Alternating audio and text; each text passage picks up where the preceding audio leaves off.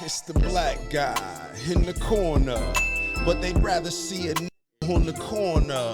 They say I'm stealing Nick's clips like I'm stealing Nick's chick, not knowing that I hit him first week for the lick. I said, Nick, I could post here while you post there. Let's run the ads up, then let's meet up over there. Good evening, everybody who are watching America First. My name is Nicholas J. Fuentes. We have a great show for you tonight. Very excited to be back here with you tonight on Wednesday. We have a lot to talk about tonight, lots to get into. Big show, huge news while I was gone. Our featured story, we're talking about potentially the end to the war in Gaza. And in a way, we're picking up on the show from last week. All throughout last week, we talked about Trump's 20-point plan for peace, which was presented last Monday at a press conference with Netanyahu. And we talked a little bit last week about what's in the deal and what was added to the deal and the prospect that the deal would ever be agreed upon or implemented. And I was very skeptical and pessimistic about it, but it seems like so far so good. The big news today is that Israel and Hamas have agreed to the first phase of that deal. And it's important to understand what that means. We had a phased deal, a comprehensive deal back in January. Israel did not implement anything beyond the first phase. And there was an agreement in principle without many details. It seems like this is similar. It's hard to say right now, though, whether it will have the same outcome or a different outcome. Seems like there is a stronger will and follow-through in the White House to see this deal finished, to see it through to potentially second, third, or other phases. But so far, as of tonight, and it came together very quickly, there was an agreement between Israel and Hamas. Apparently, there was already a signing in Egypt. This happened earlier tonight. And this is implementing phase one of the deal. And that includes hostage release. So Hamas will release all of the remaining living Israeli hostages within the next 72 hours. And everything is contingent on that.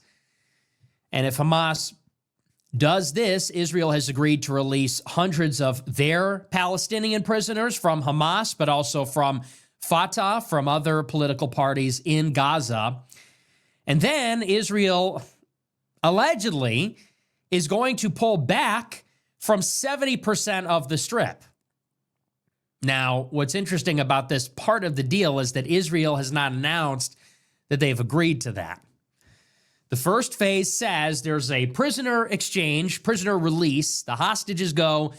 Hamas gets, I think, over 1,000 prisoners back. The other part is that Israel pulls back out of most of the Strip, and then they let humanitarian aid come in. But, and this is reported in the Times of Israel and the New York Times, the United States is talking about a withdrawal. Israel has not said anything like that. And they're saying that this is only phase one and it's all contingent on Hamas. So we'll talk about where everybody is at and what we know about the deal. But I want to stress that this is phase one. And like always in the Strip and with the Israel-Palestine peace process, there seem to be maybe some last-minute discrepancies. And you might think that's not a big deal or hand wave that away, but the devil tends to be in the details here. So we'll talk all about that. That'll be our main story. We'll catch up on Israel-Palestine. We're also going to talk tonight about the Charlie Kirk text, which was unveiled a couple of days ago by Candace Owens, finally. And a lot of people saw the text and their first thought was, okay, well, here's the proof. Israel did it. Candace Owens wasn't lying, etc. And I'm sure you've all seen the text. This is apparently a text from 48 hours before Charlie Kirk was killed. It's from the morning of September 8th. And allegedly, he's in a group chat with 9 other people. It's a group chat of 10 people on, I believe, WhatsApp. There was initially some confusion whether it was Telegram, whether it was WhatsApp. I believe at this point it's been established this was a WhatsApp group chat, September 8th in the morning. And Charlie Kirk says explicitly, we lost another pro-Israel donor, and it's a big one. They pulled back $2 million, and this had been reported in the press already. So he's verifying the details. We lost another major donor, $2 million, and that's because they refused to disinvite Tucker from the upcoming America Fest conference. And Charlie goes on further and says, I will not be bullied. He says, I might have to leave the pro-Israel movement. He said, they've left me with no choice. They have forced my hand. And a lot of people saw that text and believe this to be incriminating. They say this supports this theory that Charlie Kirk was abandoning the pro-Israel cause. Obviously, that's what it says in the text. And that then, in furtherance of that, Israel killed him to prevent him from leaving the pro-Israel cause. They couldn't bribe him. They couldn't intimidate him. So they had him murdered. So the argument goes. I would say, I'll also add, the text has been verified by Andrew Colvett, the PR spokesman for Turning Point, who's kind of been like the PR guy for Charlie Kirk ever since his death as well, almost the representative for Turning Point on this matter. So we know the text message is authentic. There's some questions about the text. Who is in this group chat with Charlie Kirk? There's allegedly 10 people in there. Who are they? We don't know. There's another outstanding question, which is what else is being said in the group chat? Because what we have is one screenshot. I believe we have 3 or 4 distinct single text messages from Charlie Kirk and a couple of replies from an unnamed other person. We don't know the full context of the conversation. And I would say that it's probably essential to get that information. Because although the text messages are authentic, we don't know what is the context. How did this conversation revolve? And who is he saying it to? Is he venting? Did this represent an actual break with his previous advocacy for Israel? These are some important, outstanding questions. But I would say even just with the text messages that we have, it paints us a picture about what exactly was going on. And in reality, I think it proves my point, which is that Charlie Kirk did not leave pro-Israel. Pro-Israel left Charlie Kirk. It's not like he had this epiphany, change of heart, jump ship because he didn't feel right. On the contrary, he desperately wanted to be pro-Israel because he is a big tent coalition builder. And that is where a lot of the money comes from. And that is a substantial part of the donor base of the entire conservative movement. So did Charlie Kirk turn his back on that? I'm skeptical. I think what makes more sense is that he was put in an increasingly difficult position where as the coalition builder, as the big tent orchestrator, he had to accommodate everybody as the movement was fracturing. And this is something that was happening independently of him. His job was organizing the coalition, and the coalition was fragmenting. That was just simply the political reality, largely due to these differences between people like Tucker Carlson and the Israel lobby, people like Candace Owens or Megyn Kelly, or even the college students themselves and the government of Israel. And he was put in the unfortunate position of trying to keep everybody happy. And, well, the pro-Israel side, they pulled the plug. They pulled the funding. They did not want for everybody to be included. And that's why Charlie Kirk said specifically, they have left me with no choice. It was they that pulled the plug. You can't fire me because I quit. You can't pull $2 million from Turning Point because I'm leaving the pro-Israel cause. I think if you read it closely, you'll see something more like that. But we'll talk about the entire thing. We'll go into the text. We'll read them exactly, and I'll give you my thoughts on them. Should be a pretty good show. It's good to be back with you. Before we get into it, I want to remind you to smash the follow button on Rumble, smash the like button, leave a comment. Let me know what you think about the show. It's been a little while. I wasn't here Friday or Monday or yesterday, and that is because I was out of town doing some big collaborations. You saw a couple of them already. There's 2 that have been posted And there are still 2 that will be posted, I think later this week or maybe early next week. But you already saw there was a major premiere this afternoon, my long-awaited interview with Dave Smith. And that is actually, maybe that was the biggest one in a sense. It was maybe the most anticipated because, of course, me and Dave had a major beef last year. And I don't know how much I want to get into the beef itself tonight. If you want to know more about it, you could watch the show. But this afternoon, Dave Smith premiered our interview, which we recorded earlier in the week. And it was a massive interview. It was like 3.5 hours. And we talked about everything. We talked about drama. We talked about Tucker, Candace, the generational run. We talked about our beef. We talked about the Holocaust, Israel, Trump, Vance. We really covered like everything. It was a big interview, and I really like that because this is a very interesting time that we're living in, obviously. This is maybe one of the most consequential years in a long time, maybe since 2020.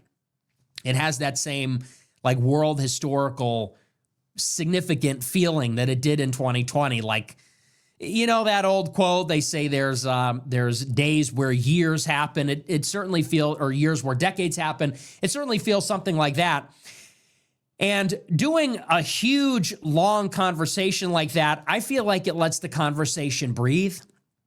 We're not doing the autobiographical stuff. It isn't just focused on one issue. We were able to spend some decent time on a few different big subject areas. So I thought it was excellent. And I really like Dave. I think he's a really smart guy, very funny, very sharp. And so I knew that it was going to be a good one. Going out there, I knew that that is exactly what it was going to be. I think we both had a very good feeling going into it, very positive. We had a couple of phone calls. We texted about it. And at least speaking for myself, I know that going into it, I sort of knew it was going to be like a 2, 3, maybe even 4-hour talk. It was going to be what it was, which was clearing the air, very direct, very high IQ in the sense that, like I said, we're not having to relitigate all the basics, you know, the kind of biographical information, or we're not going through the rigmarole talking about everything having to do with Israel. It was maybe more of a developed conversation. So I was really pleased with it. We recorded it, I think, yesterday, and I walked away feeling really happy about it and happy with everything we covered. And like I said, some of the depth we got into. And it was a long time in the making. You know, we had this big beef last year. To tell you the truth, I didn't even really think of it as a beef. And we talked about it on the show. And I told him, I said, look, like I like you and I think you're smart and I think you're funny. It was never personal. I said, but of course, Dave, as you know, he plays a very important role in this emerging conversation. Everybody recognizes it is of great import and significance that suddenly people are able to talk about Jews in Israel in a way that was not possible, in a way that if you talked about these things openly or dissented in the way that you can now, years ago, you'd be canceled, fired, there'd be enormous public pressure. Obviously, all of that is changing so rapidly. And one of the figures who has been leading the charge is Dave. You've got these bigger figures like a Tucker or a Candace, and they've been changing the conversation in their own way. But when you tune into Candace or Tucker last year, they brought on Dave to kind of break the ice. And he's there on Tim Pool, Joe Rogan, all these kinds of shows. And anyway, the point is, and I think I said this in the show the other day, my critique, or maybe just my observations about that predicament, it didn't really have to do with him as a guy. It wasn't like I was putting him down as a man. He's a good guy. But it was more talking about the role that he was playing and why maybe he was playing that role as opposed to other people. And at the time I said, look, it has a lot to do with him being Jewish. And, you know, I'm not the only person that has noticed this, that when Turning Point USA in July, when they have their debate, their pro versus anti-Israel debate at SAS, it's 2 Jews. And I don't think that's lost on anybody. And it's not to say that Dave doesn't bring a lot to the table. He's a brilliant guy. But I think a lot of people noticed it's sort of like if two conservatives wanted to debate about a black issue, and it's a very sensitive, touchy subject. It's having to do with something taboo. You often get called racist for having a dissenting opinion. It was commonplace for many years that you would bring in a black person. You'd bring in Alan West. You'd bring in a black conservative. Why? They have license to dissent because they are black. And that disarms or neutralizes any potential critique. It sort of inoculates the conservative side from any critique that you're being anti-black. How could someone that's black be anti-black? If the conservative position on blacks has historically been called hateful, racist, anti-black, well, it's safer to have a black person be the representative because it's harder to make the case that that person is coming at it from a racist perspective. So I sort of had the same opinion in 2024 and 2025. It was like, okay, so everyone's warming up to the topic. Let's bring on somebody that cannot plausibly be called anti-Semitic. Why? Because they're a libertarian, anti-war Jewish person. So anyway, so that was kind of the basis of it. And we really ironed it out on the podcast. And I think that what we came away with, which was actually productive, believe it or not, a lot of these conversations are bullshit. And I'm not trying to knock anybody, but I mean, a lot of these conversations, it's about making an introduction. Okay, who is this guy? We want to get to know him. We want to get to meet him and interface. We want to expose him to a new audience. We want to nail down what his ideas are. And to me, that feels more like an exercise. This conversation was truly productive because we're able to determine how and whether and in what ways me and Dave actually disagree, because I think that was sort of ambiguous. And that was the subject of my initial dispute with Candace Owens, because Candace had me on her show, white knighting for Dave.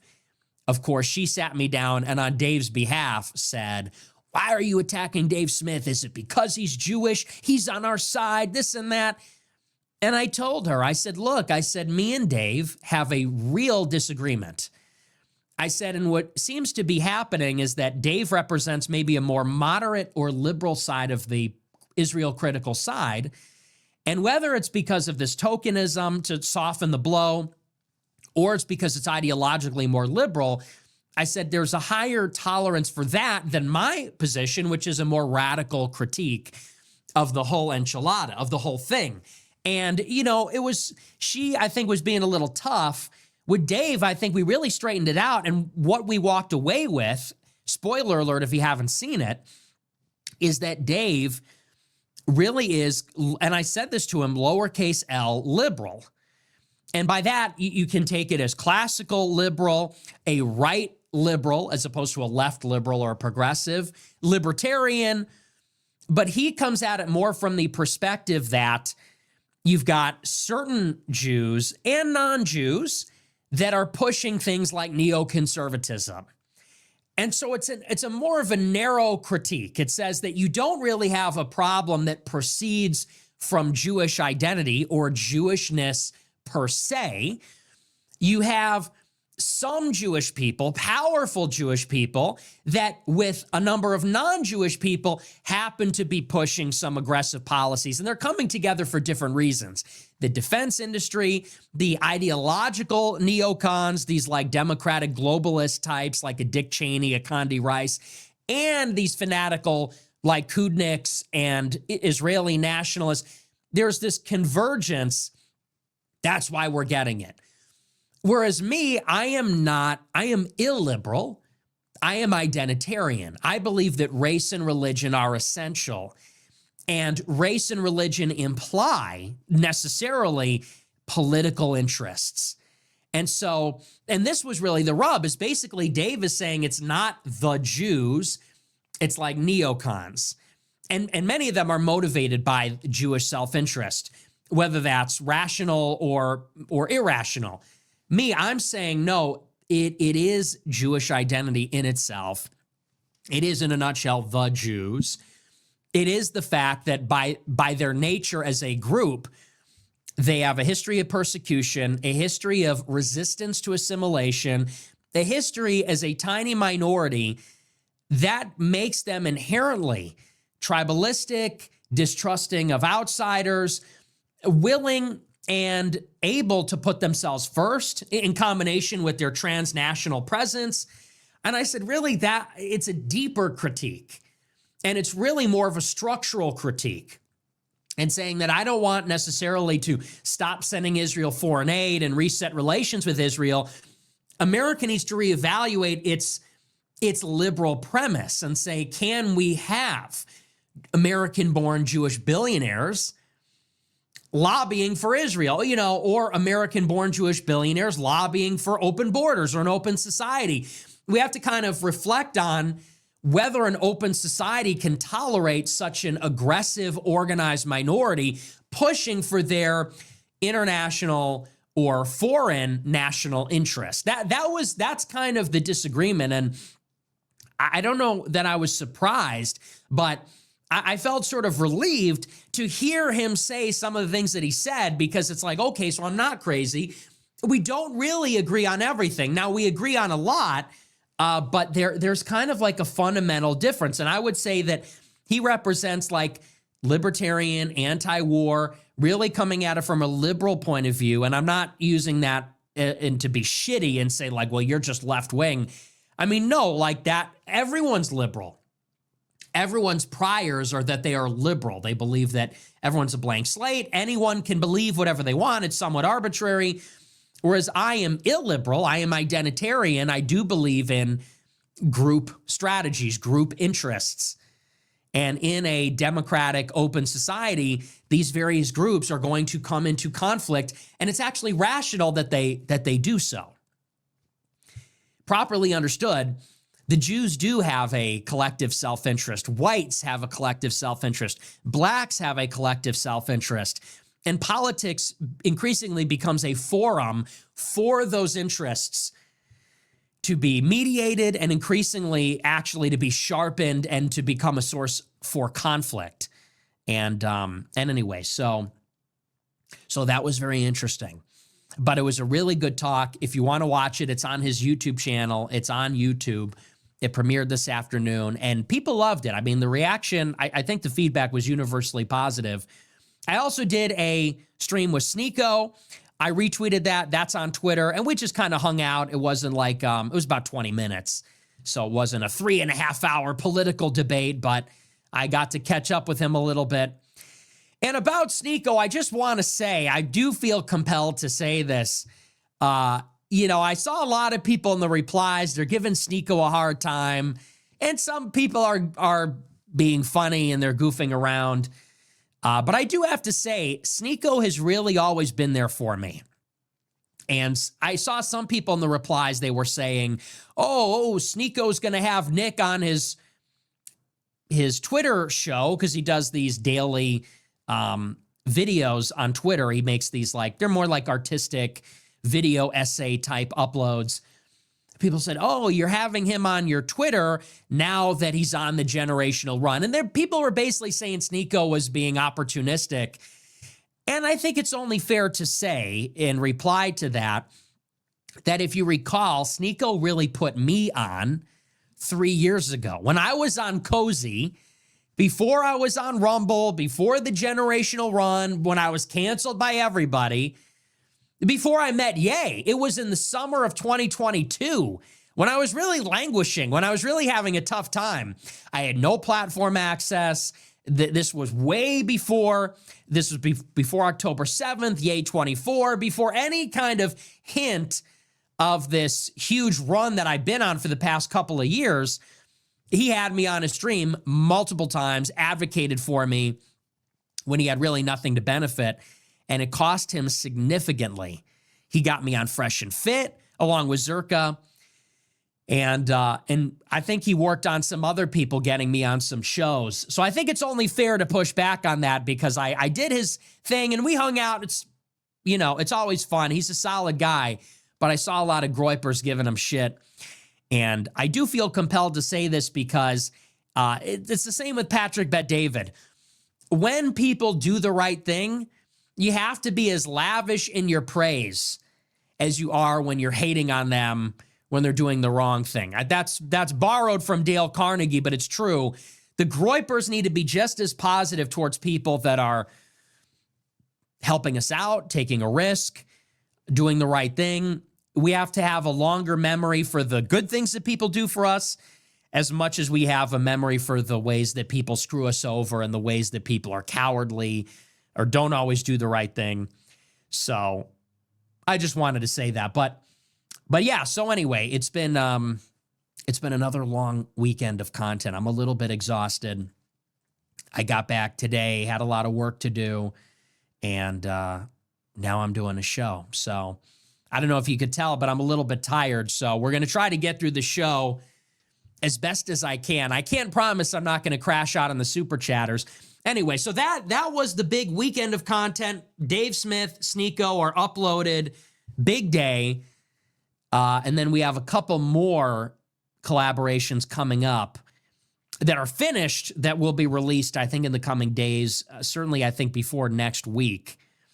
It's a veritable blitzkrieg of content.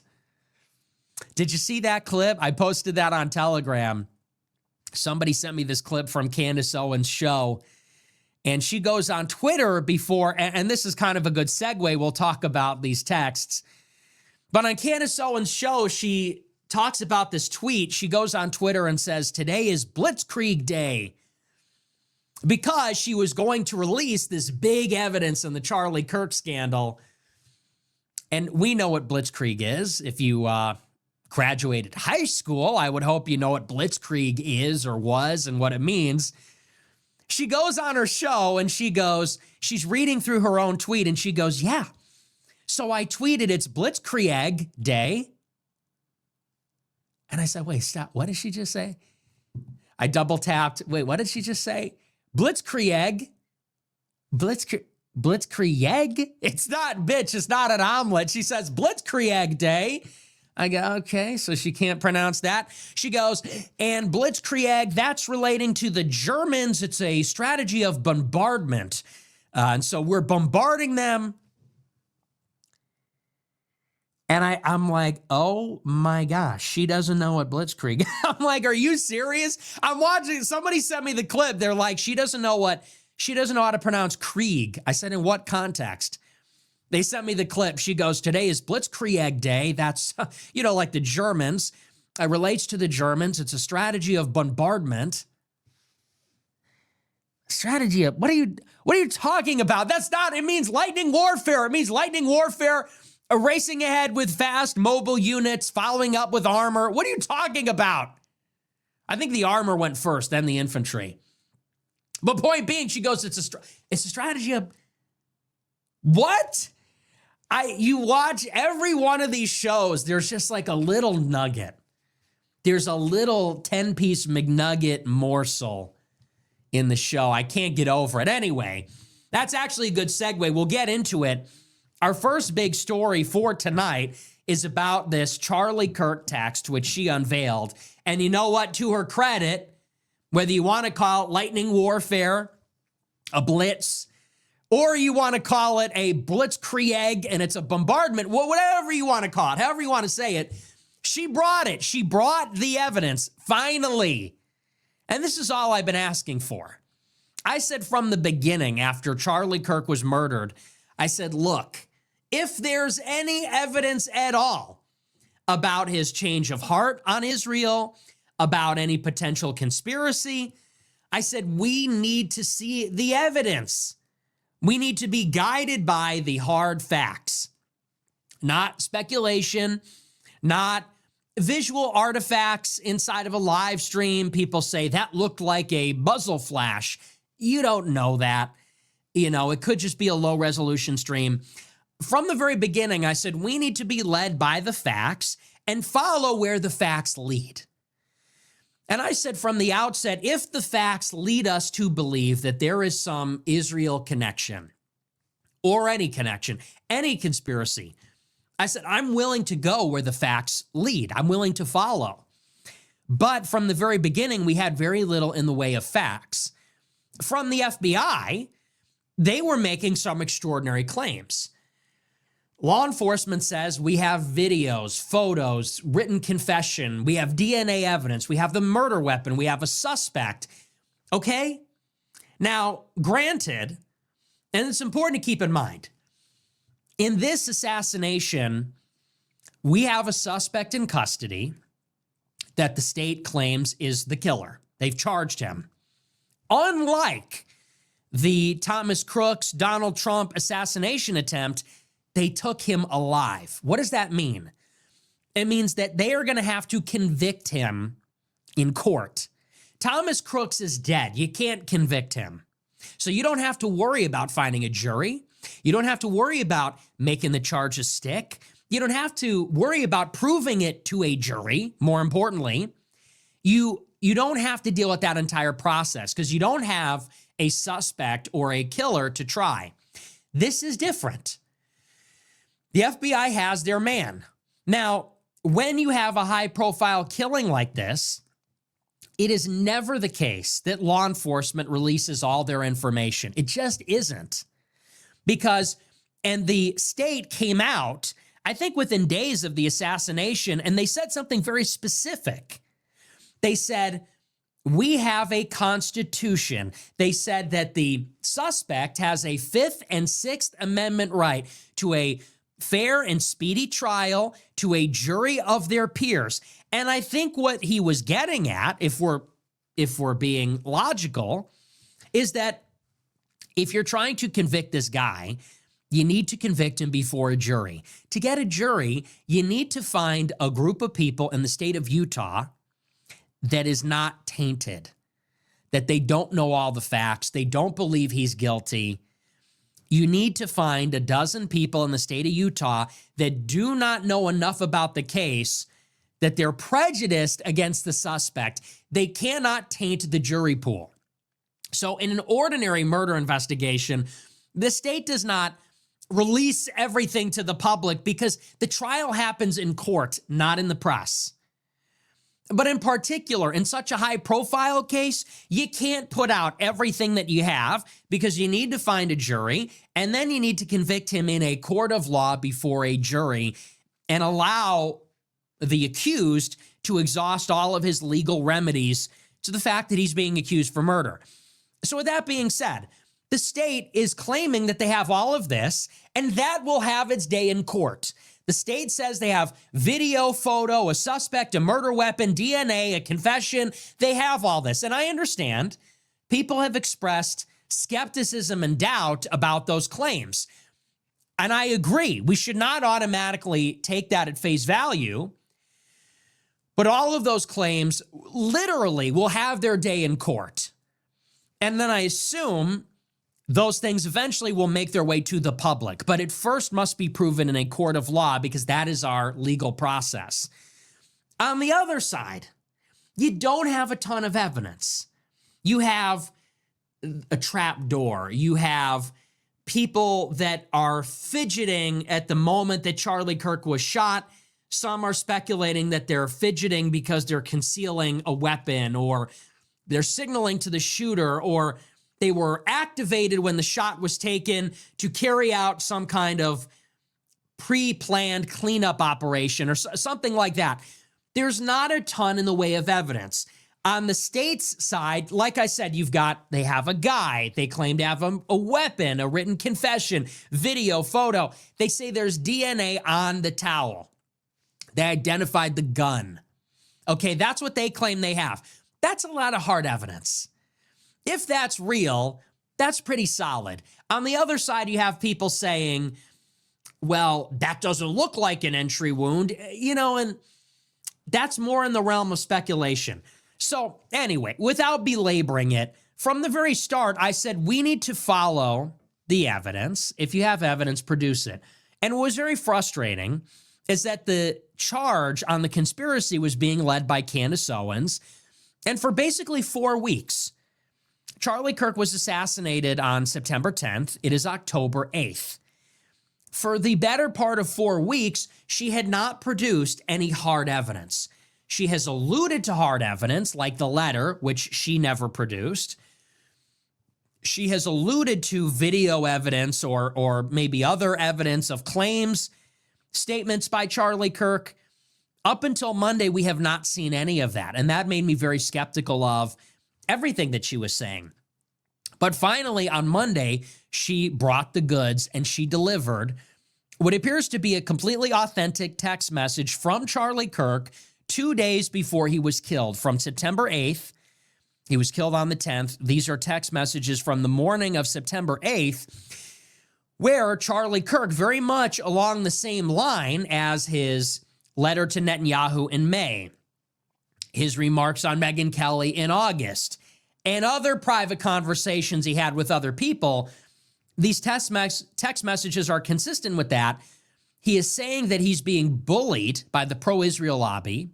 Specifically, they're pushing him to disassociate from Tucker Carlson, and he appears to be defiant, saying that if they are trying to push me around and get me to do things up to and including disinvite Tucker Carlson, he said, I will not be bullied. I'm going to double down, and I'm going to bring not only Tucker, but also Candace, because this is ridiculous. And that's the premise of the text messages. And this is the actual text. This is from Jerusalem Post. It says, quote, conservative commentator Candace Owens leaked text messages suggesting that Charlie Kirk was unhappy with the pro-Israel cause in the days leading up to his death. Allegedly sent to a group chat, Kirk's message stated that his organization, Turning Point USA, had lost a Jewish donor after Kirk refused to disinvite controversial right-wing pundit Tucker Carlson from an event. He said, quote, just lost another huge Jewish donor, $2 million per year because we won't cancel Tucker. Jewish donors play into all the stereotypes. I cannot and will not be bullied like this. They're leaving me no choice but to leave the pro-Israel cause. And these are the texts. And I want to say at the very beginning, first, we have to separate out two distinct things here, because there really are two distinct claims. And they're related, but they're not automatically connected. And here's what I mean by that. There are people that are claiming, and I think this is just a fact. I don't think this is deniable, because this is in public and in private. People are claiming that Charlie Kirk was changing his opinion on Israel, or changing his position, his alignment, however you want to characterize it. For Charlie Kirk's entire career, you could say he was part of the pro-Israel movement. He was absolutely pro-Israel, going to Israel, hosting Zionists, and he was intolerant of anybody that went against Israel. He did not dissent against Israel, and he did not tolerate dissent against Israel. And that is what characterized his career, his public and private career, for something like 9 years. 9 to 10 years. He had never said anything really critical of Israel up until October 7th. Never entertained anything Israel critical at his events or in his organization up until maybe, let's say, this year or the previous year. And so people are claiming that suddenly, because of the war in Gaza, the war in Iran, recent developments, like everybody else, they say Charlie Kirk was changing his tune a little bit. Now, why he was doing that and how much and in what way, that is subject for debate. But broadly speaking, that's the idea, that he was changing his tune a little bit. And I think that is undeniable. That is absolutely true, as evidenced by his contentious relationship with the Israel lobby. They were not happy with him, obviously, as evidenced by his public statements, like on Megyn Kelly and the way that he hosted Tucker and even Dave Smith at his Turning Point conference in July. The questions he asked Ben Shapiro on his show the morning before he was killed. And now these text messages. Obviously, there was a change happening. But that is altogether separate, or at the minimum distinct from the claim, therefore, that Israel killed him because of it. It is entirely possible that he was undergoing some kind of realignment And maybe this was just happening at the same time that he was killed. That doesn't automatically mean that Israel shot him for this. Just because we can prove that Charlie was maybe changing his tune a little bit does not imply necessarily that Israel shot him. In order to prove that Charlie Kirk was changing his tune, we need people that knew him. We need statements. We have that. We can prove that with evidence. We have people close to him like Andrew Colvett, Blake Neff, who are at Turning Point. We have people like Tucker and Candace Owens. They all claim that privately, Charlie had intimated to them that he was changing his mind. We also, like I said, have the public evidence. The Megyn Kelly interview, which was very explicit. We have Tucker and Dave Smith at Turning Point. We have rumors about this contentious argument at the Hamptons retreat in August. We have evidence that he was changing his mind. But in order to establish that there was a conspiracy to kill him, we would need hard evidence that Israel had a shooter there. We would need to find the gunman. We would need to find the murder weapon. We would need to find more than what we have. And that is a separate claim. Did they pull the trigger? Did they activate a sleeper cell? Did they have decoys or patsies? That is something that needs to be proven by the government or by evidence from somebody else, a whistleblower. We don't have that yet. So I want to say that at the outset. Now, to the point about the text messages, what he said in the texts is very interesting. Because specifically he said that the Jewish donors were pulling the plug on Turning Point. And this had already been known to us. I believe the donor goes by the name of Spillman or Shillman or something like that. He's not a very well-known donor. But there's a Jewish Turning Point donor who this was reported on, I think in the New York Post in the weeks even after Charlie Kirk had been killed. There was a Jewish donor that withheld a $2 million per year contribution and was actually going to redirect that to a different organization. And we knew, even before this text message went out, that the reason this Jewish donor was pulling the money is because the Jews were not happy with Charlie. They saw him as being too lenient to the Israel critics on the right wing, like Tucker, like Dave, others. They didn't like this new line he was taking, whatever it was. If it was anti-Israel, Israel critical, gesturing towards something more, they didn't like that. They pulled the plug. Now, 2 days before Charlie was killed, he says, well, they are leaving me with no choice. I'm being boxed in. I'm going to have to leave the pro-Israel cause because they are intolerant of what I'm trying to do. And I think what is kind of concealed in that message, or maybe what is explicit actually, is that Charlie did not leave the pro-Israel cause. The pro-Israel cause left him. Charlie would have been happy to keep taking the millions of dollars. Do you think he would have turned down he was obviously not happy about it. He didn't say that the donor, that he refused the donor money. He didn't say that because of my moral objections or my ideological objections, I'm refusing the money. He said, no, this Jewish donor is taking the money. And he's pissed. He goes, I can't believe this Jewish donor's not giving me money. He's being so unreasonable. If they keep doing this, I'm going to have to leave the cause. But who is the catalyst in this situation? It's the Israel lobby. And to me, this paints us a very compelling picture. And let's piece together the timeline. In May, Charlie Kirk writes this letter to Netanyahu, and it's very obsequious and it's very pro-Israel. But if you read between the flowery language, the preambulatory sort of stuff, it's very interesting what he writes to Netanyahu. He says specifically, you should not subcontract your shilling to me. He said, and you can kind of almost read in it, there is a veiled message. He's saying, look, I'm supporting Israel more than you're supporting Israel. He said, I'm being left out to dry, having to answer these tough questions. He's saying, look, I know you guys are doing the right thing, but you're not helping me prove it. You're not carrying your own water here. I'm having to defend the indefensible. Where are the resources? What's your explanation for this stuff? Why aren't you making the case as or more forcefully than I'm expected to? And there's a line in there, he says, I feel like I defend Israel more than Israel. And he says, I would be happy to play a supplemental role. He said, but we need more natively pro-Israel content. We need Israeli content creators and news networks to push this stuff.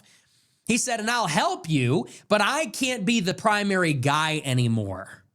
That's like a very interesting message. He's basically telling Netanyahu, like, look, the shilling is becoming a liability. And this is reflective of the underlying political reality. It's like I said last week. Unlike Netanyahu and unlike some of these pro-Israel people, the donors, the billionaires, Charlie actually has to go and face the music. As your campus organizer, he has to go to the battlefield. He has to go to the college campus where the young people hate Israel. And he has to go and not only just show up and take pictures, but he's got to take questions. Now, Charlie is pro-Trump. He's a Republican apparatchik. He wants to go to these events and talk about the Trump-Vance agenda. He wants to talk about the border. He wants to talk about the economy, tariffs.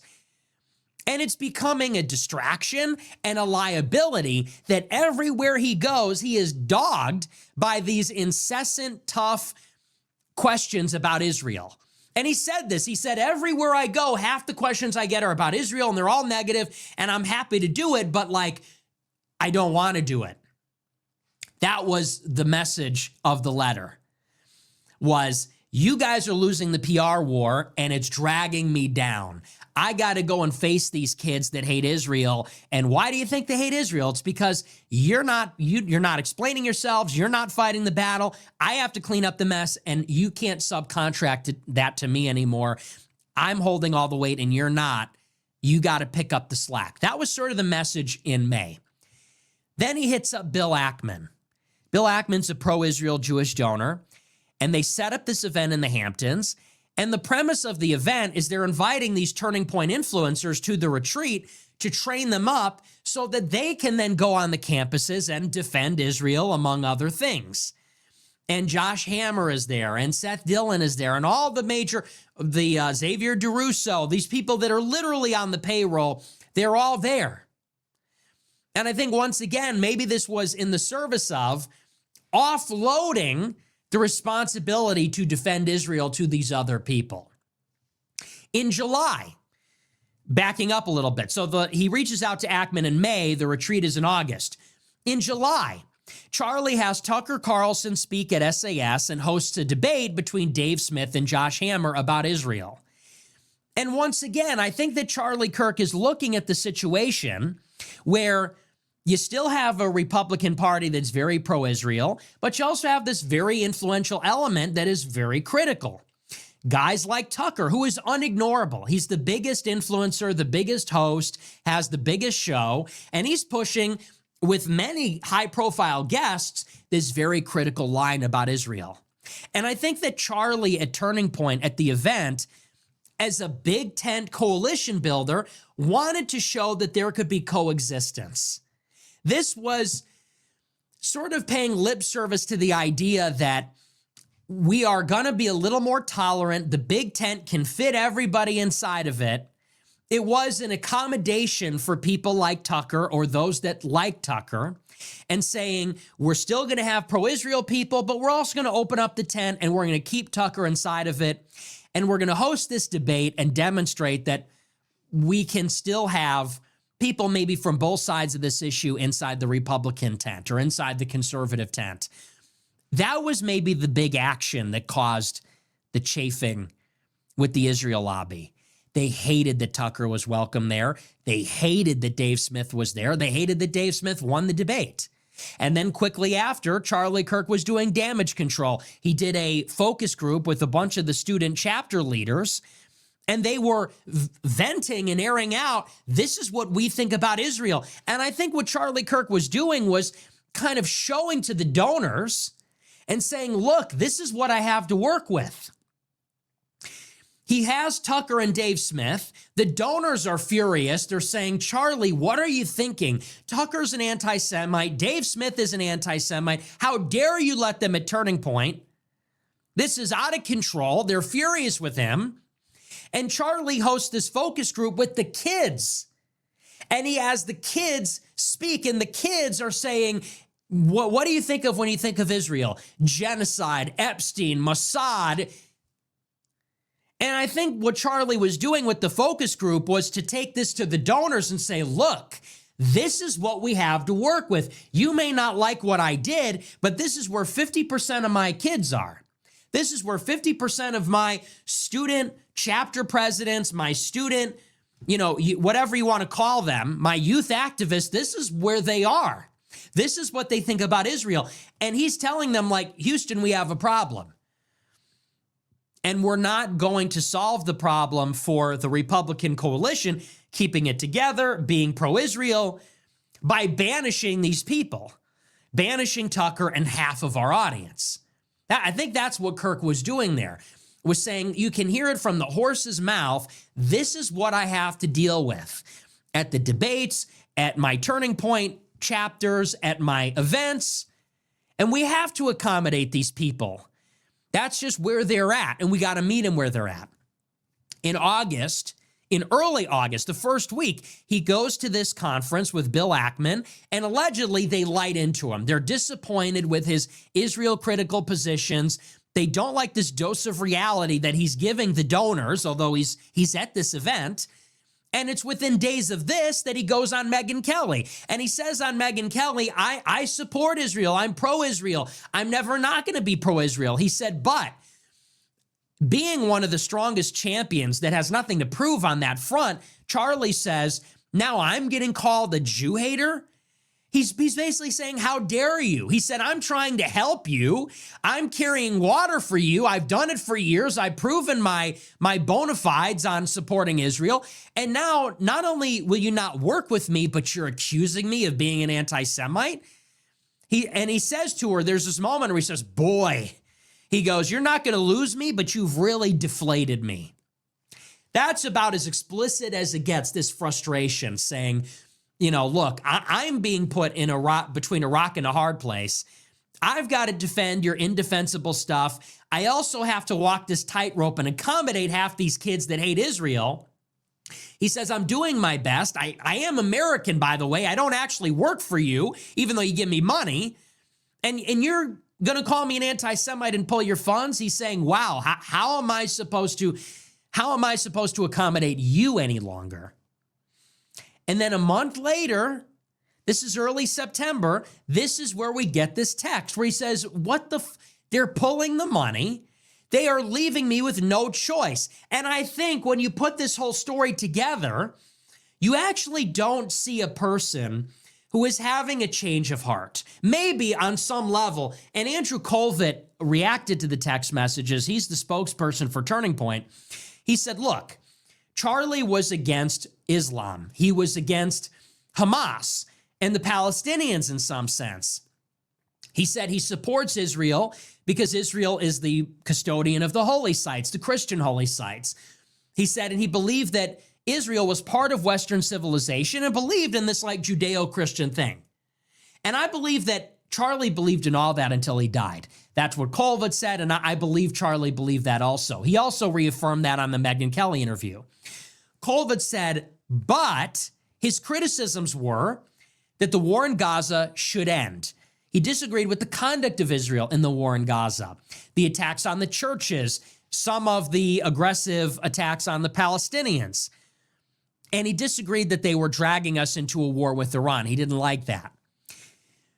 So I don't believe that Charlie Kirk was pushing against Israel because of this, that he turned on Israel. I don't think he turned on Israel.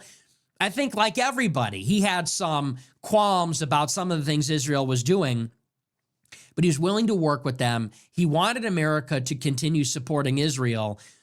But he was put in this position where there was a whole section of the right wing that broke. Tucker, Candace, the Groypers, whoever, they got way too big to ignore. And as the leader of the Big Tent, he had to keep everybody happy. He had to accommodate everybody. He wanted to accommodate the donors that were pro-Israel. He also wanted to accommodate Tucker and the actual students. And trying to accommodate the students alienated the donors. Charlie tried to keep the tent open and said, look, you're not anti-Semitic for saying Epstein was Mossad. You're not anti-Semitic because you're Israel critical. You can still be a part of Turning Point. He said, you can still call yourself a card-carrying member. I don't want to alienate you. We're going to find a way to mediate your newfound opinions and keep you on side. But the Jewish donors said, no, not good enough. You need to push those people away. And Charlie's trying to say, no, but we really can't. I'm not going to do that, and we can't push them away. And the Jewish donors said, well, then we're cutting off the money. And Charlie said, well, then you're leaving me no choice. If you are not going to be reasonable and you won't let me accommodate everybody, then I have no choice but to abandon you and go further to the other side. I think that is a much more nuanced perspective on what was happening. I continue to believe that he was not turning on Israel per se. I don't even think he was turning on the pro-Israel donors. I think that he was put in an impossible situation and the donors were breathing down his neck as they always do. It is the pro-Israel side that is intolerant, aggressive. They're like berserkers. And you see how they are. They're insane.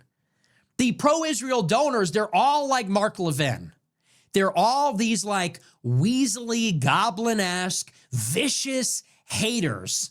And you see Mark Levin, he gets on his show and says, Tucker's the worst anti-Semite since Hitler. Like, they're insane. And that's how they all are.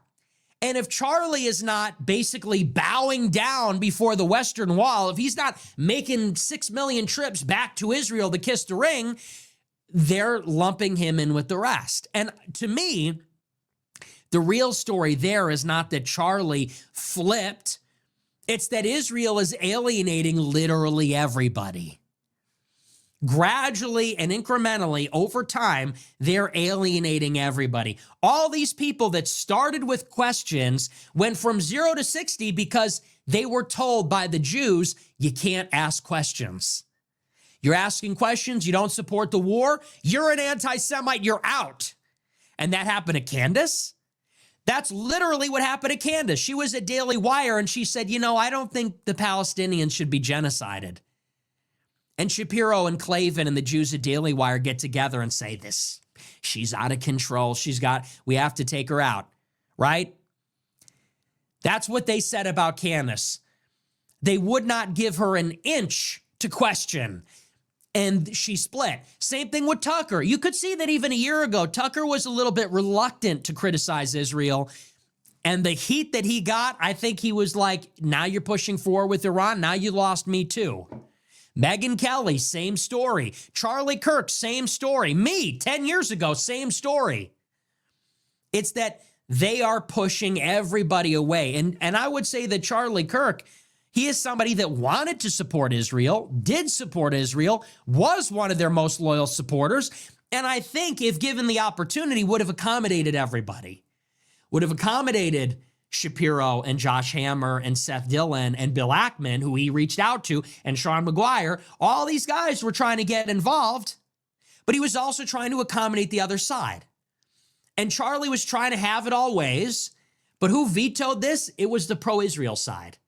And that's why in the final tally, the last statement we have on this, it's Charlie Kirk saying, I am being boxed in.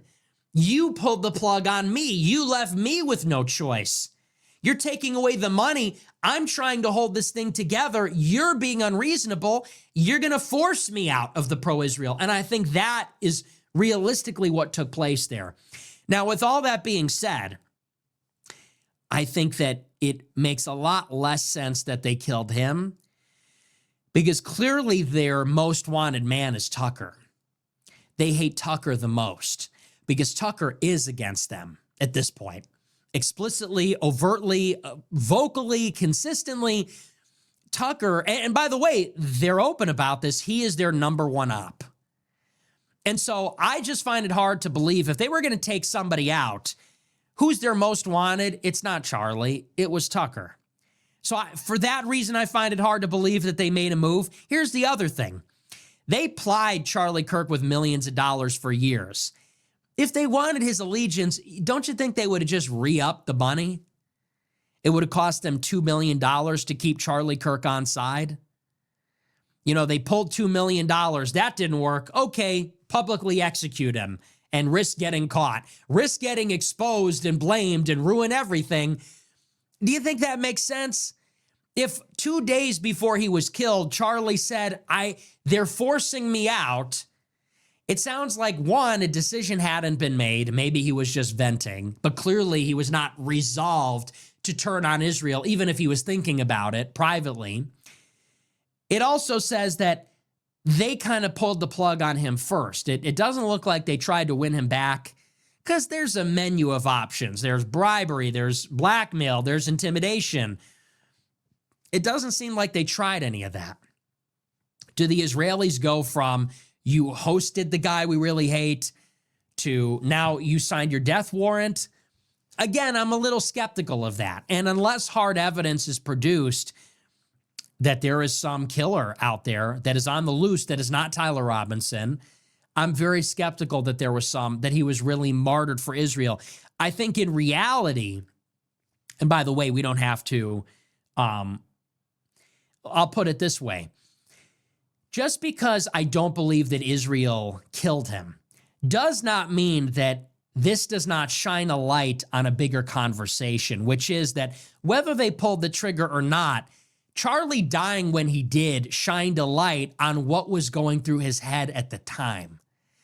It shows us that, whether Israel had a hand in his killing, it will ultimately be part of the story of Israel losing everyone, losing Western Europe, losing the world, losing Trump, losing Tucker, Candace, losing America, losing Charlie Kirk.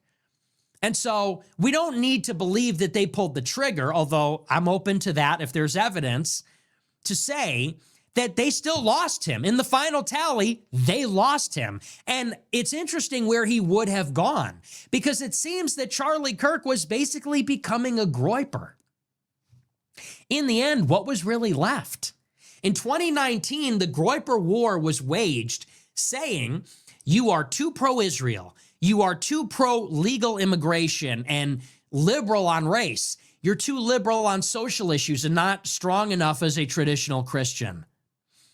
Over the past 6 years, he became very traditionally Christian and hostile to LGBT, feminism, all of it. So, concession on that. In the past couple of years, he's become very pro-white, calling for an immigration moratorium, really leaning into racial differences, talking about black crime, talking about race in a more explicit way. Total concession on that. And in his final week on earth, he was also coming to see it our way on Israel. He said that Jewish donors match all the stereotypes. They're unreasonable. They're in bad faith. They're pushing me out. Screw it. Let's bring back Candace and Tucker. America Fest 2025 was shaping up to be the most Israel-critical event they've ever done. It became AFPAC. America Fest was on the verge of becoming AFPAC, and Tucker and Candace and all the speakers were going to sound like Michelle Malkin in 2019. We're going to sound like the Groypers in 2019. Now, that is a motive for Israel to kill Charlie Kirk. Motive has now been established. We very clearly have a motive, because it looks like from all the evidence we have, that is where it was going. We will now never know, because Charlie Kirk is dead. But America Fest 2025 would have been Groyper Fest. It would have been Groyper Pack.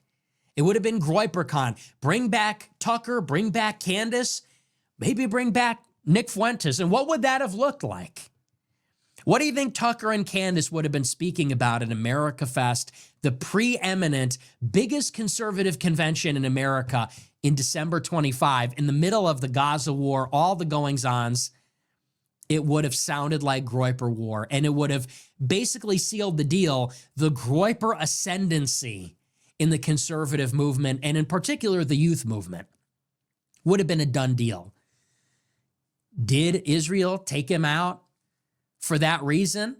I don't think it's a non-zero chance. I think they had a very clear motive to do it. I don't think it's likely, but I think what has been established is a very clear motive at the minimum. And I would say what we could say more than that is that Charlie Kirk certainly, I don't know that he was looking to leave the pro-Israel movement, but they did it to themselves. This is what they always overplay their hand. This is what they always do. These Jewish berserkers at the ZOA, at Daily Wire, at all these different, this constellation of institutions, the donors, it really is them. It just goes to show, for all the people that say, me or Tucker, whoever, we're obsessed with Israel, we can't get along. It's them. It's they that cannot get along. I have been open and willing to debate any of them. They shut me out. We are willing to host or platform any of them. They shut us out. We are willing and open to being good faith and honest and even charitable towards them. They get up on stage and say, I'm disgusted to share a stage with you. You're filth. You're horrible. They are so hateful. They are so intolerant. They are so fucking arrogant. They have done it to themselves. They have Candace Owens, Tucker, the Groypers. We are a golem that they have nobody but themselves to blame. It did not start this way for any of us. Do you think any of us, any of you watching, me, Tucker, Candace, Dave Smith, do you think any one of us woke up one day in America in the 21st century and we, out of a clear blue sky, became really interested in age-old anti-Semitic tropes? We woke up one day and started believing 19th century ancient tropes about Jewish people, these like anachronistic anti-Semitic blood libel? Of course not. We were pushed here. The Jews pushed us to this point. I will echo what Charlie said. You have left us with no choice. That's what happened to me. That's what happened to Tucker. That is what happened to Candace. For what? For opposing genocide? For saying America first? For wanting to close the damn borders? They are hateful. They are intolerant. They are the unreasonable ones. They are obsessed and preoccupied with Israel. And as Charlie Kirk said, you have forced our hand. As Charlie said, our patience has its limits. And now we're done. The goodwill of Christians, Americans, Europeans, it has evaporated. So your museums, your victim narrative, your oy veys, you can shove them up your ass. And we're looking at people like Josh Hammer and Mark Levin, and we're saying, listen, motherfucker, this is America. We're looking at Josh Hammer, this ugly fucking goblin, and we're grabbing him by his lapel, this tiny little goblin, and saying, listen, motherfucker, you can go back to Israel. It's America first, bitch. We're grabbing Mark Levin and saying, you had a good run here. You had a good thing going. Get with America or get the fuck out of our country. That's everybody now. That's everybody. We have had enough. And it takes a lot. Because Americans, Europeans, Christians, we are decent. We see the best in everybody. We are altruistic to a detriment, to a fault. Who cared more about the Holocaust than whites? Meanwhile, they were importing Muslims, and meanwhile, they were facilitating the browning of America, growing the progressive left, a civil rights movement, all this kind of stuff. And now they want to say the whole world is against us. We just can't catch a break. Fuck you. You know, and I see Josh Hammer and Mark Levin, like Laura Loomer. These are the people you got to think of. Who is the unreasonable one? Who is the intolerant one? Who is the odious one between the two? Is it me? Is it Tucker? I'll tell you one thing, the physiognomy doesn't lie.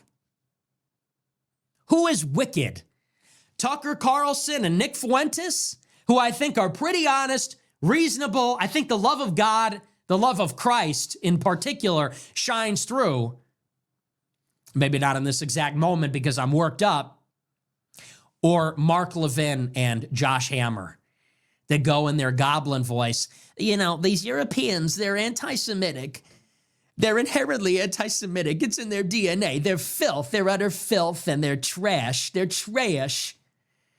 They're utter trash and they're scum. Who's wicked here? It's them. It's always been them. It has always been them. And they even pushed Charlie Kirk out. And that was why I obstinately refused to believe that, because think about it. Charlie Kirk was their best goy. Charlie Kirk was their number one guy. He rode for them against me. He was calling me a demonic Jew hater in August, and they alienated him.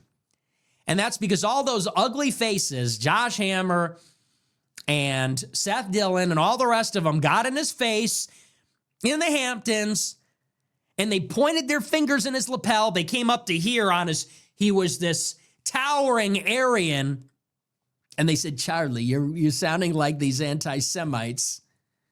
It's terrible. It's horrible. And Charlie said, I am an American after all, sort of like Darth Vader. I'm like Luke Skywalker. He was like Darth Vader. You know, he saw me and Tucker getting electrocuted by Mark Levin, and he picked him up and, you know, and then he said, let me look on you with my own eyes. There's something to be said about that. Anyway, so those are the Charlie Kirk text messages. Whether they did it, whether they didn't do it, of course it ultimately matters. We're going to need to see proof for that. If Candace has more, hey, stop engagement farming. And that is all that I say. As far as Candace is concerned, here is my frustration. If she's producing these text messages, it needs to be done. Thank you for producing the texts. But for the love of the truth, stop engagement farming it.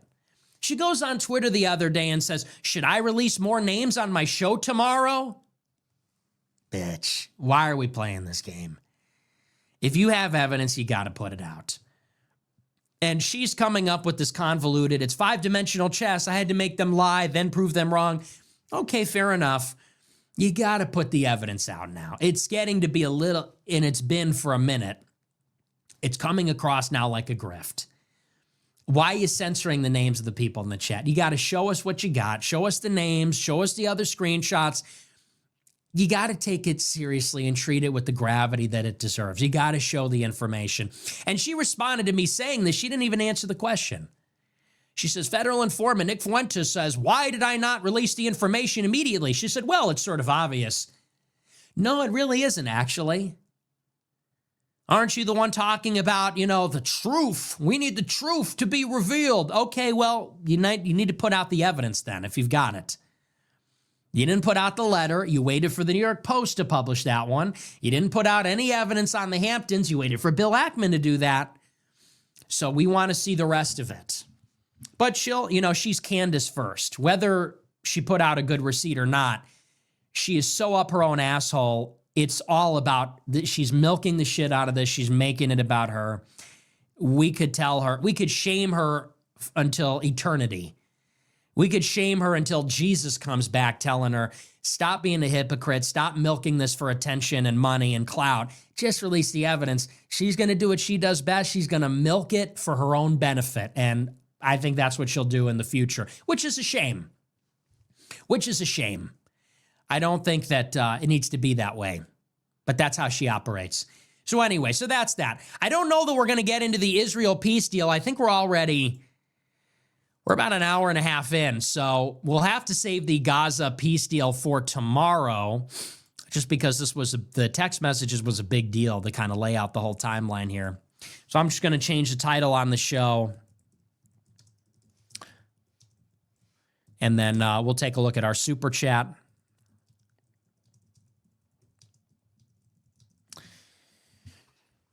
All right, let's take a look. Let's see what we got here. Get set up first. Yeah. All right, y'all know what we do. Let me turn this heat off to make sure that y'all can hear me clearly. I'm going to probably go from the last bit of things that Nick discussed and go to the first things that he discussed. Yeah. What is that called? Reverse order. Let me make sure. Hold on.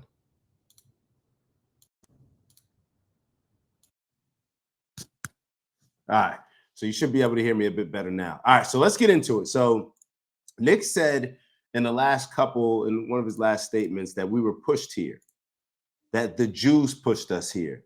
And I know that's a question that comes up, especially when he's talking about Tucker, when he's talking about Candace, even when he's talking about Dave Smith, Marjorie Taylor Greene. And in Dave Smith, if you, first and foremost, if y'all haven't seen that conversation, I recommend that everybody go check it out. There's a reason why I think a lot of people didn't want Dave Smith and Nick Fuentes to come together and have a conversation. And that's been shown in a lot of the responses. Maybe I'll get into with the response of the editor-in-chief from Daily Wire put up, but we'll get into that in a little bit. But there's a reason why. It's because they are two people that have, before I get to that point, let me actually not forget the first point of why I even brought them up. That seems to be the difference between where Nick is willing to go and a lot of others aren't willing to go. When I say that, I mean his willingness to call this out as not only just an Israel problem, but as a Jewish problem. And it reminded me of something that happened when October 7th happened. I remember certain members of my family reaching out to some of our other members of our family, our Jewish family, not related by blood, but just people that we've grown up with my entire life. Yeah. And I don't want to say too much. People start thinking, well, whatever. And it was people in my family reaching out to them to, show them some support. And it was like, just checking on you, make sure everything's okay. Saw what happened. And it was nothing more or nothing less than that, right? Nothing was said in response. And as I'm thinking about what the response is, I got to reach out to my family member to see what the response was. But it wasn't anything that in their minds, they didn't associate themselves or they tried to separate themselves from Israel. It was greatly appreciated, from my understanding, because they have such a connection to Israel with Jewish people in America who have a connection to Israel. And now that I'm thinking about it, I don't know if they've ever been to Israel. I don't know if my family members know if they've ever been to Israel, but it's just commonly understood that, okay, this happens to this Jewish person. We know that they have a very strong ties to their home nation of Israel. So therefore, that just is what it is. Nick is willing to call out a lot of these things and not only highlight it as an Israel problem, which kind of shields you from a lot of the pushback or being called an anti-Semite, like if you just call out the Jewish American influence. And this actually came up in Matt Walsh's response to these leaked text messages. If y'all haven't seen Matt Walsh's response to it, I recommend that you go check it out for a bunch of different reasons. But Matt Walsh, in a lot of ways, he's standing on business. We talk a lot about Matt Walsh and how he tends to pick and choose his battles and always avoid the Jewish influence or the Israel situation and calling them out. But he did something differently. But there's still that component of what I'm talking about. Very quickly, bear with me. And because this is something that Nick has been calling out, and there's a whole bunch of people that seem to be aligned with this way of thinking. So Matt Walsh criticizes, he says, Israel needs to, take this into consideration. Clearly, the tides are shifting. Clearly, America is not thinking this way, and they need to address it. And that's what Charlie Kirk was trying to say. Matt Walsh then goes on to say, hey, I call out everything. I'll call out the Israeli stuff. Then I'll also call out, in Dearborn, Michigan, how, Muslims are taking it over. And on the surface, you would think, oh, okay, he's willing to call out both, but it's not both. You calling out Israel for us being involved in what Israel does and us funding or supporting in other ways whatever Israel wants to do in that Middle Eastern region, causing the death and destruction, genocide that they're currently doing to Palestinians. That's totally different than you having the willingness and courage to call out the Jewish influence in America. You see how you try to separate the two? You can call out the Islamic influence in Dearborn, Michigan that you're not in agreement with, but do you call out the much more powerful, much more influential flex and leverage of influence that Jewish people have in America? Do you call those things out? So that goes to this greater conversation of what Nick is willing to do and just be honest about what a lot of other people tend to be towing the line. So I just wanted to share that. So Nick brought up, or I'm not sure, these are, I'm referencing my notes. Y'all know, as I always do. So let me just, I don't even know whether I said this or Nick said this, but let me read it.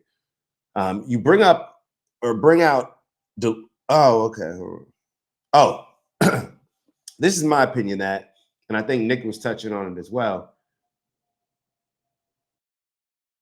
We are to blame for a lot of Jewish people and pro-Israeli people thinking the way that they think. When I think of like a Josh Hammer, it's like the entitlement, the audacity that a lot of people feel that Americans should just be on board with whatever and everything that Israel's doing, and that they just feel that they're the victims and that makes them entitled to do any and everything to, in their mind, protect Israel, whether that's violating God's commandments, whether that's violating international laws, or whether that's us just not supporting and them just not understanding how Americans cannot support them wholeheartedly in whatever it is that they decide to do.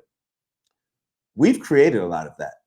And I talked to my parents' generation about this a lot, where you all walked on eggshells so much when it came down to Jewish relations.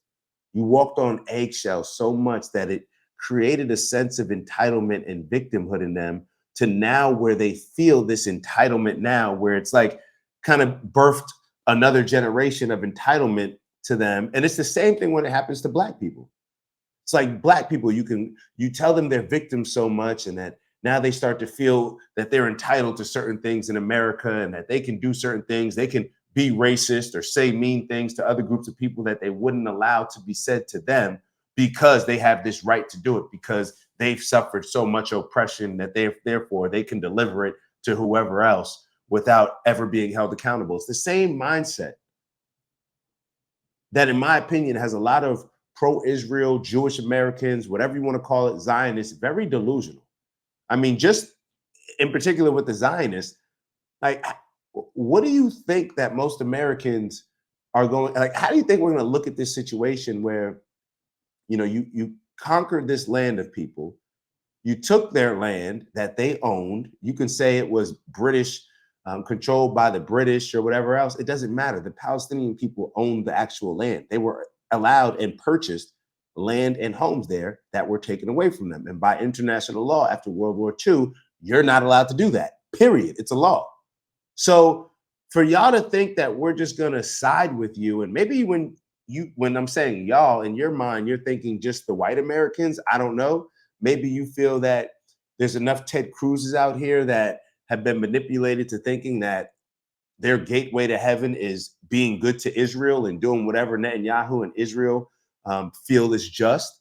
Maybe that's what you banked on, and maybe that's why Charlie Kirk was so important to y'all.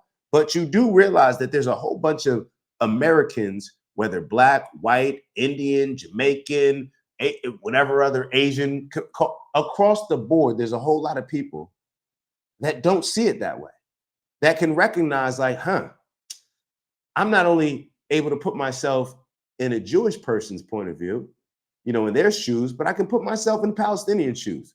Yeah, just because I may not be Palestinian, I can put myself in their shoes and say, like, yo, it'd be fucked up if somebody took my land. I wouldn't be okay with that. I wouldn't be okay. The war doesn't start. The war, once you take my land, that's when the war starts. You don't get to pick and choose and say, oh, this started on October 7th. No, as soon as you took my land and violated law, that's when the war started. That's when the actual war started. So it's just I just want to keep in mind that when we walk on eggshells with certain people and when we allow them to be victims, it's almost like when you're raising a child and you allow that kid to get away with everything.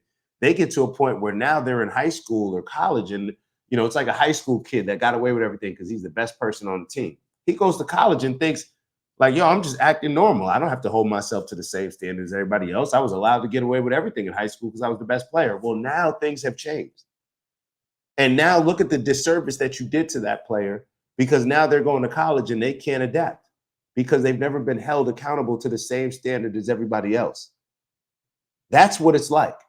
So whether it's racism, whether it's oppression, it impacts a lot of people in different ways. And I think that may be a whole nother conversation, but I just wanted to lay that out as well. Oh yeah, so something to notice about the text messages. I wrote, did Charlie like Jewish donors? Oh, so did Charlie say that Jewish donors are playing into all the stereotypes, or did he say Zionists or pro-Israelis? He said Jewish donors are playing into the stereotypes. So I'm assuming that he's referring to the Jewish American donors, right? I'm assuming that he's not just talking about Jews that live in Israel. So with that being said, that's more aligns with Nick's point and Nick's stance and where I stand on it. Culture, like we have to understand culture. It's almost as if somebody was talking about issues in the Black community and they said, well, that's just a specific thing in this community. It's culture. It impacts us all. The problem is the culture when it comes to Black people, in my opinion. That's one of our biggest problems is our culture that we've attached ourselves to. Well, the same can be said when it comes to Jewish people. The culture not only impacts Israel, not only impacts Zionists, but I believe that it impacts Jewish people in general. This entitled culture. And it's not Jewish people, it's not solely Jewish people's fault for the culture. Just like it's not the athlete's fault solely that he was brought up to make it seem like he was special. And then when he actually gotten into a situation where everybody was treated the same, you start to feel like you're almost being oppressed, right? Because you have this standard that was unrealistic. It was unrealistically set by everybody and allowing you to get away with any and everything based on perhaps your previous experiences. And now it's almost set you up for a very harsh reality check, I would call it in a lot of ways. And it's almost like when I think about Charlie, Nick brings up the point of, whether or not Charlie was actually shifting. I don't know, and we'll never know. We can get more information to speculate here and there, but there always we'll never be able to know exactly what Charlie was thinking because he didn't say these things. And even when somebody says it, you still never know. But one thing that I do take away is that, Charlie seemed to be looking at this as more of a business that he's trying to market. And he's reaching out to Netanyahu and a lot of his donors and saying like, hey, this product, you're making it harder and harder for me to market it. It's almost like it was irrelevant whether or not he believed that the product was actually the best product or the right product. He's just saying, hey, the way that y'all are conducting yourselves, you're making it harder for me to market it. That's how I look at things from a sales perspective. So I don't think that, and perhaps this is the reason why a lot of these people didn't want to expose these text messages who are Charlie's friends, family, co-workers, colleagues, and whoever else, because it does, just for me, I'll be totally honest, it does tarnish certain aspects of Charlie's legacy. Now, I wasn't a huge Charlie fan when he was here, just being totally honest. But to me, when you bring up inconsistencies with how you present yourself, especially on a topic as serious as this Israel-Palestine issue, and you're saying something differently behind closed doors to the friends and family members than you actually leading millions of young Americans and other, not just young Americans, but millions of Americans. To me, that's a little bit, I got to be honest, that's a little bit hard for me to digest. It comes across a little bit shady, advantageous, a little slimy. I'm being totally honest. And nobody forced you to be an influencer to the masses. That's something that you decided to do. So therefore, I think that a higher standard should be placed on you when you stand up there at the pulpit or stand up there and you're seen as the influencer. You assume that position, and you and I and everyone else knows that's how you spread information. So if you're spreading information based on not your beliefs, but other things being prioritized, to me, I question those things. Now, maybe he was just shifting and figuring out the best way to approach it, but I'll be totally honest with you. And I think Josh Hammer just put out some new text messages as I was watching this, where Josh Hammer put out some text messages. I don't know if they're true or not, but said that like it shows Charlie Kirk after that meeting that they had the night before he was at Utah Valley, that he was thanking Josh Hammer and I guess whatever rabbi they were on that Zoom call with. And I believe it.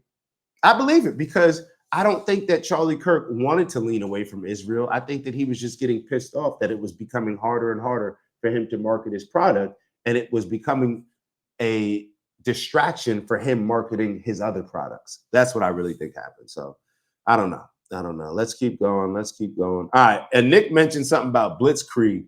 I didn't know that blitzkrieg meant like a laser, very fast military action. And Nick said, like, if you grew up in America and graduated from high school, that just goes to show you our the level of our history in America. We are so like behind when it comes to history, when it comes to geography, all these different things. We're just behind. Here, I mean, and shoot, I was in AP history classes. I went to some of the top schools in Jersey. One in 8th grade, private school, Montclair Kimberly Academy. I did 1 year, and then I had to go back to my public school. I just needed to be back in public school. That was my thing. But then I did a postgraduate year at the Lawrenceville School. These are exceptional schools, and even Montclair has an exceptional program. You take advantage of a lot of the high honor AP classes, and I didn't learn any of that stuff, but neither here nor there. Let's go to one thing that I do like that Nick does is the people that he had beef with in the past, and I think Dave Smith, Patrick Bet-David, but Dave Smith and him, definitely, I appreciated in both of them. But Nick, he'll always say like, hey, man, as loud as we were in criticizing these people, thinking that they wouldn't allow us on our platform, whether it's Patrick Bet-David, whether it's Sneeko, or whether it's Dave Smith, let's be equally as loud in celebrating them for doing it. And Nick's smart. He knows that that's a positive thing, that they're taking a big risk on their end and maybe taking a lot of heat on their end for having Nick Fuentes on. And also, this will encourage a lot of others, to bring them on when they can see the advantage and not just see having Nick Fuentes on as a just disadvantage, a lose-lose situation. You can see it as, hey, there's a win that can be had here. So I think that's important as well. What else do we have? I think we pretty much talked about everything. The two things that I'll finish off with, Charlie Kirk did not leave pro-Israel. Pro-Israel left Charlie Kirk. I think that we already discussed that. That's what Nick, began part of the show with. And I think that that's consistent with how I feel as well. And the first thing that he started off with that we didn't talk about was, is this Israel ceasefire real? Does anybody believe after the hostages are exchanged that there won't be something that they can use to justify getting back into this war and getting back to that clean break agenda? So I'll leave y'all with that. Those are pretty much my thoughts. As always, appreciate y'all. Love y'all, man. Y'all make sure that y'all continue to like, subscribe, turn your notifications on. And most importantly, leave a comment. Leave a comment. I've been trying to read as many comments, even if I don't respond, because that's how I learn. That's how I know, hold on, maybe I'm off a little bit here. Maybe I have a blind spot. We all have biases that create blind spots. So therefore, I want to make sure that I'm just having as genuine and direct of a conversation as possible with y'all, because, and I think that that's important for us to notice, like the people I believe that have genuine and direct conversations and can process pushback. I think those are the people that I look up to. I think those are the people that we need now more than ever to assume leadership positions, because it just shows that their intentions are pure. They're not just marketing a particular thing based on it being personally beneficial for them, but they're actually on the having corner. they actually have say these I'm pure stealing intentions Nick's of clips like I'm wanting stealing Nick's chick, not knowing that I hit him to first achieve week this for the goal of lick. us I living in said, harmony Nick, and hopefully I could achieving post this here greater peace. while So you post there. Let's run the appreciate y'all ads as up, always, then and I'll let's see you meet on the up next over one. there. It's the black guy in the corner, but they'd rather see a on the corner. They say I'm stealing Nick's clips like I'm stealing Nick's chick, not knowing that I hit him first week for the lick. I said, Nick, I could post here while you post there. Let's run the ads up, then let's meet up over there.